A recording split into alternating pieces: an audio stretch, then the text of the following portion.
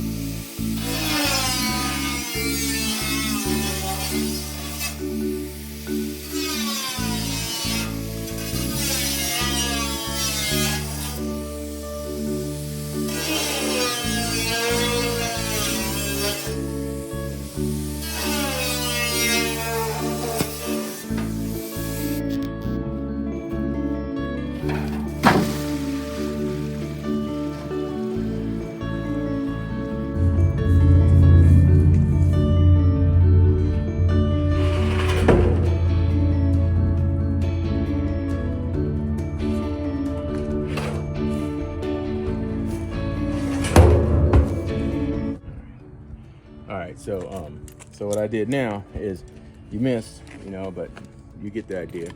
Basically, I drill these holes to put the screws in. I'm about to bolt the door.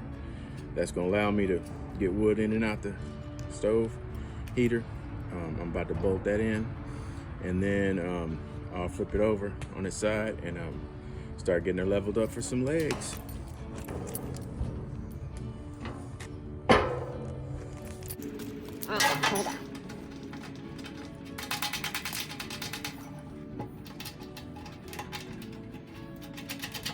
I'm just thinking about how, even though we only got 2 or 3 cold days a year here, I'm sure I'm going to enjoy a couple nice oak branches.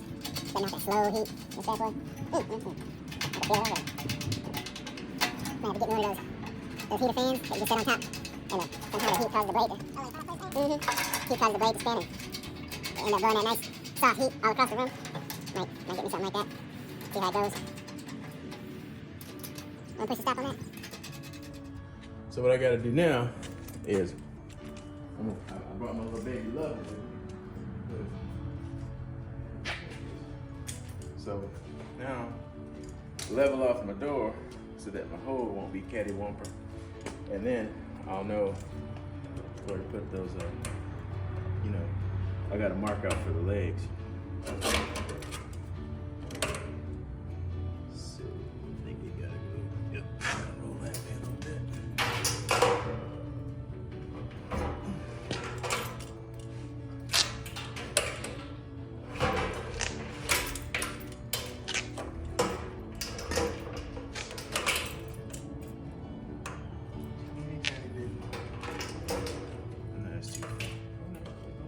You got it.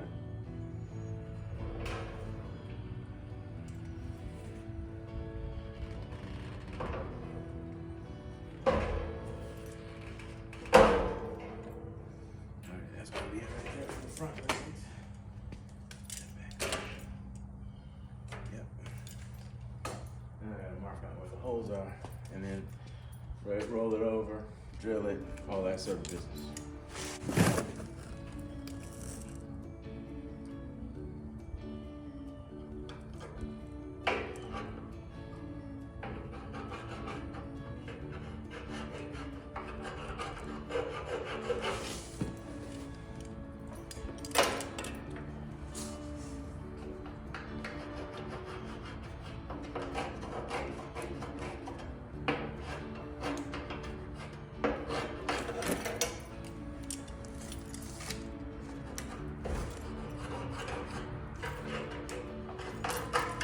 So ambitious.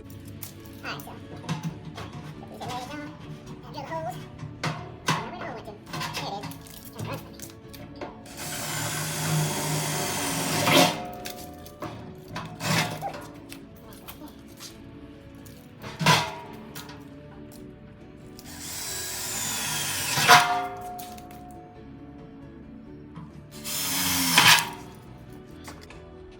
Let's see if these rascals fit.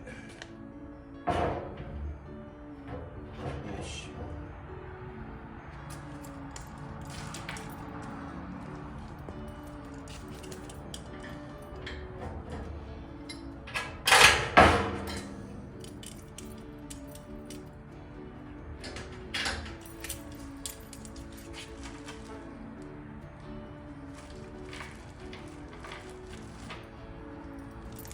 Oh. Let's see. Oh, look at that. This is questionable. Went in. All right. Now,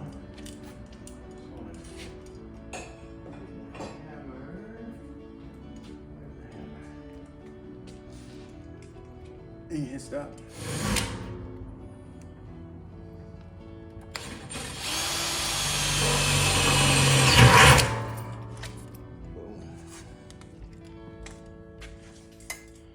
All right, now I just gotta cut the hole for the vent in the back, which will allow me to mount the, put the bolts and attach the back legs, and then we'll be that much closer to cooking.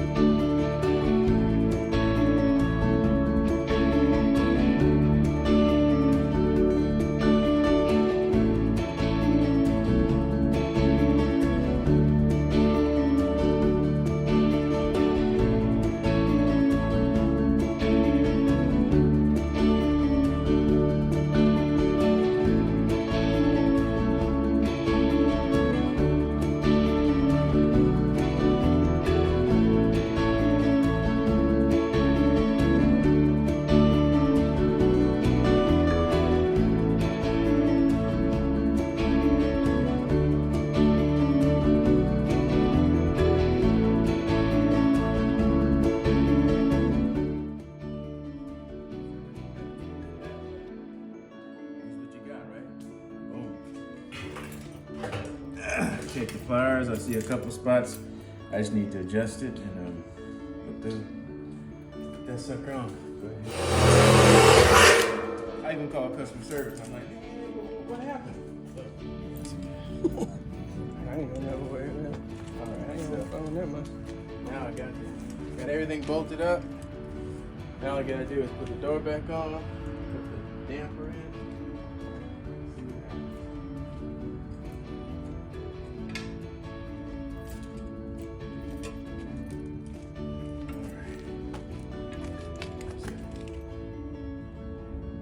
The door's got gravity hinges. Drop them in. Boom. And as I was mentioning earlier, I had to wait till I had this cut in order to be able to reach through, tighten up the bolts for the back legs, but all that's solid now. Put this damper on.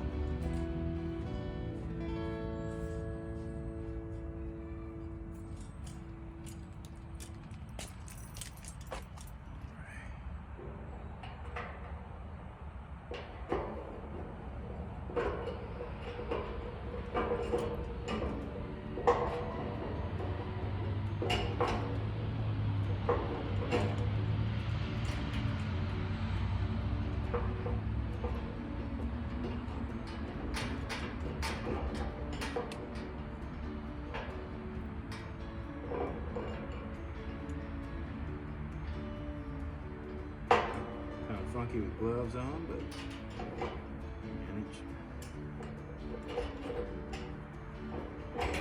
Rather struggle with that a little bit. Catch a metal burr.